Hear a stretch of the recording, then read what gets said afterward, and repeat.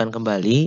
Ini contoh pada bahasa C kita diminta untuk membuat fungsi yang dapat menghitung hasil penjumlahan dari dua buah bilangan bulat. Karena ini merupakan penjumlahan dari dua buah bilangan, maka parameternya sebagai input yang pasti dua buah bilangan bulat bertipe integer dalam hal ini. Lalu kemudian fungsi ini menghitung jumlahan, berarti fungsi ini akan melakukan proses berupa penjumlahan dua bilangan tersebut dan kemudian mengembalikan nilainya ya. Nah, kita bisa membuatnya dalam dua jenis. Yang pertama, misalnya dalam bahasa C kita bisa langsung membuat fungsi yang mengembalikan nilai seperti ini, atau yang tidak yang mengembalikan nilai ya. Ini yang pertama adalah yang mengembalikan nilai, bisa ditampung dulu dalam sebuah variabel baru atau langsung. Jadi Anda bisa lihat di sini ini ditampung dulu ke dalam suatu variabel hasil lalu kembalikan hasilnya atau langsung. Ini bisa dilakukan. Kalau di dalam Python sama-sama menjumlahkan dua buah bilangan, kita bisa membuat def penjumlahan ya A, B, lalu ini di tab 1 return A plus B.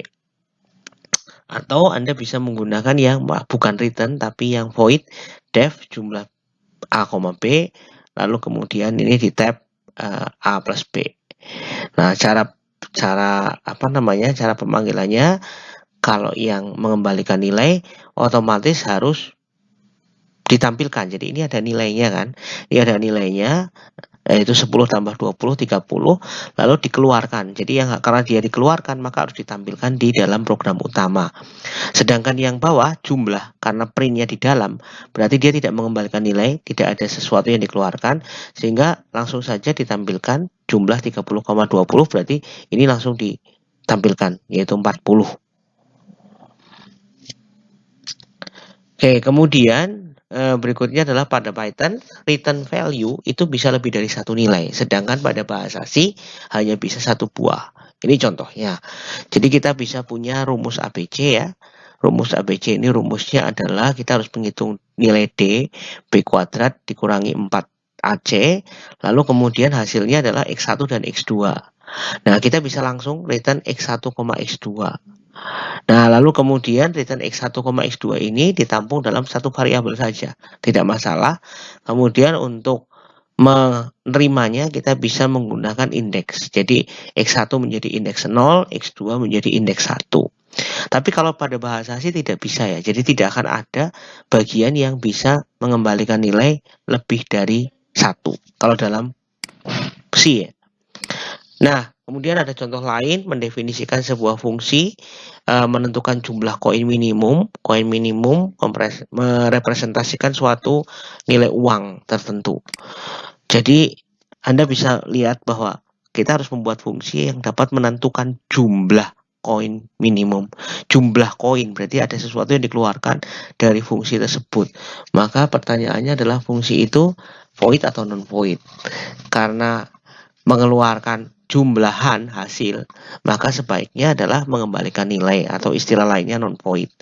Sedangkan kalau yang kedua, definisikan sebuah fungsi yang menampilkan konfigurasi koin. Menampilkan konfigurasi koin berarti karena ini konfigurasi mungkin berupa tampilan, sehingga tidak perlu mengeluarkan nilai atau mengembalikan nilai, sehingga yang paling cocok adalah fungsi void.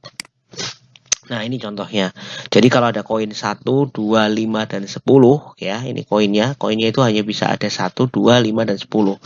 Jadi kalau ada nilai uang berapa, maka berapa koin satuan, berapa koin duaan, berapa koin limaan, berapa koin 10-an gitu ya. Nah, nanti Anda jumlahkan koin minimum yang bisa dipakai untuk membentuk nilai uang itu berapa. Nah, misalnya 97 sebagai parameter input, lalu akan dihitung berapa koin satuan, berapa koin duaan, berapa koin limaan, dan berapa koin 10-an. Nah, maka ternyata misalnya outputnya nanti 11 koin. Nah, itu dari mana? Kita lihat. Nah, ini adalah contoh dalam Python. Jadi ada nilai uang 97 tadi, lalu kemudian Anda menghitung nilai uang untuk pecahan 10-an. Maka nilai uang tadi 97 dibagi 10, tapi pembagiannya adalah bentuk integer, jadi pembagian div. Tidak boleh koma ya. Setelah itu nilai uangnya harus sisa. Jadi sisa berapa? 97 dibagi 10 adalah 9, maka sisa 7. Berarti nilai uang akan menjadi 7. Lalu K5 sama dengan nilai uang dibagi 5. Berarti 7 dibagi 5.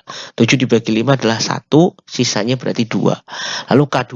K2 berarti nilai uangnya 2, 2 dibagi 2 sama dengan 1 ya. Berarti nilai uangnya sudah tidak ada sisanya, sehingga Anda jumlahkan K1 ditambah K2 tambah K5 tambah K10.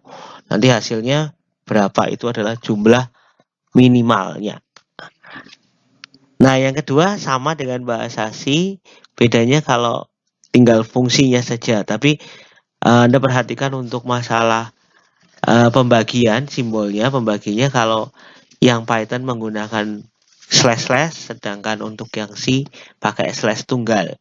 Lalu kemudian ada titik koma dan seterusnya, ada tipe data, dan ini mengembalikan nilai sehingga ada tipe data di depan fungsi. Sedangkan kalau yang di Python tadi tidak ada ya, cuman def. Dan tetap ada return, tapi tidak terlihat ada tipe data di depannya.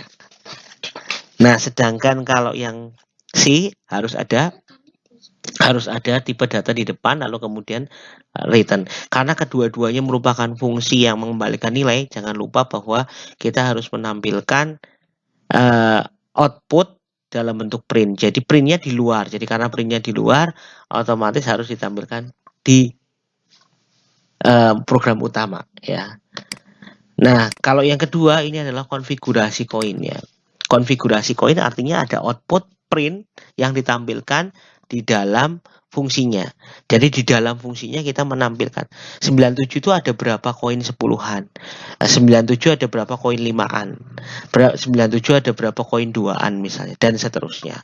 Jadi tampilannya berada di dalam. Kalau tadi kan hasilnya dijumlahkan lalu dikeluarkan, jadi hanya hasilnya berupa 11.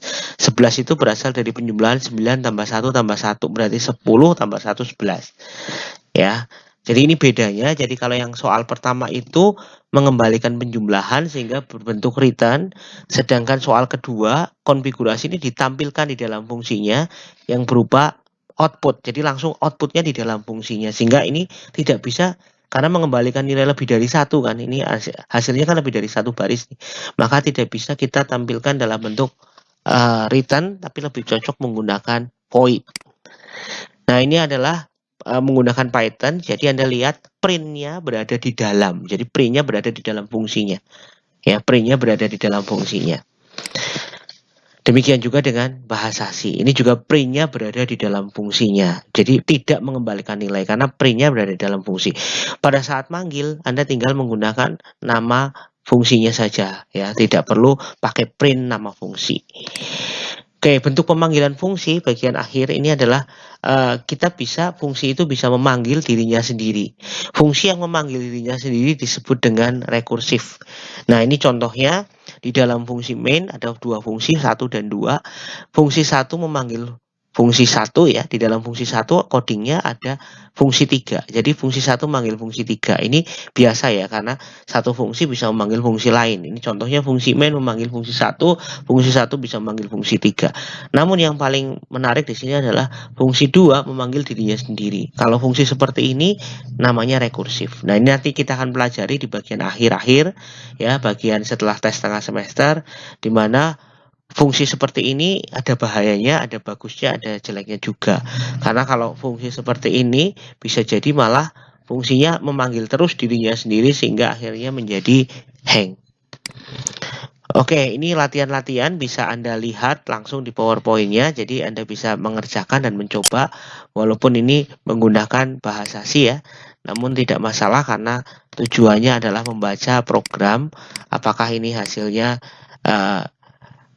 bisa atau tidak, dan yang lain ini contoh-contoh, silakan Anda lihat selanjutnya.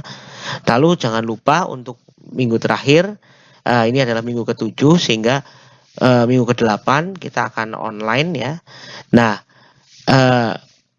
untuk materi dari awal sampai dengan akhir ya, karena ini nanti tes tengah semesternya berbentuk online, maka ini tidak jadi ya, open catatan dikumpulkan ini tidak jadi karena semuanya akan bersifat online.